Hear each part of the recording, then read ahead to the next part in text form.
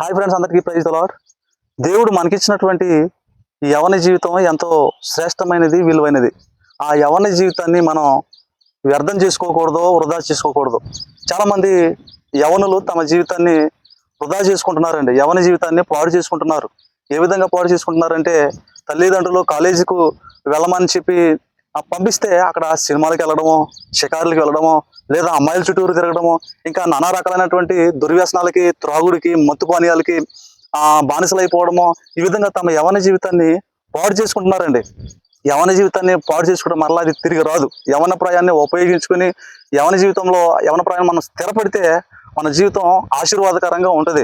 Bible గ్రంథంలో ప్రసంగి గ్రంథము 11వ అధ్యాయము 9వ వచనంలో ఒక చక్కటి మాట రాయబడి ఉంది.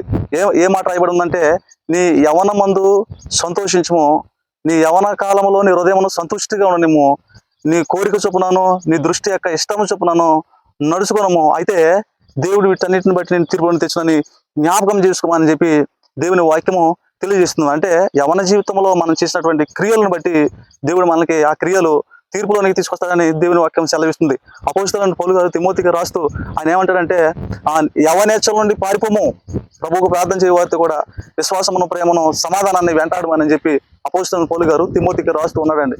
సో ఈ యవన జీవితాన్ని మనం ఉపయోగించుకుంటే, యవన జీవితంలో మనం స్థిరపడితే, మన లైఫ్లో స్థిరపడితే జీవితం అంతా ఆశీర్వాదకరంగా మార్చబడుతుంది. దేవుడు యవన జీవితాన్ని దేవుడు ఆశీర్వదించును గాక. ఆమేన్. ఈ వీడియో కనుక మీకు నచ్చితే లైక్ చేయండి. మరిన్ని వీడియోస్ వరకు మా ఛానల్ని సబ్స్క్రైబ్ చేసుకోండి. Thank you for watching.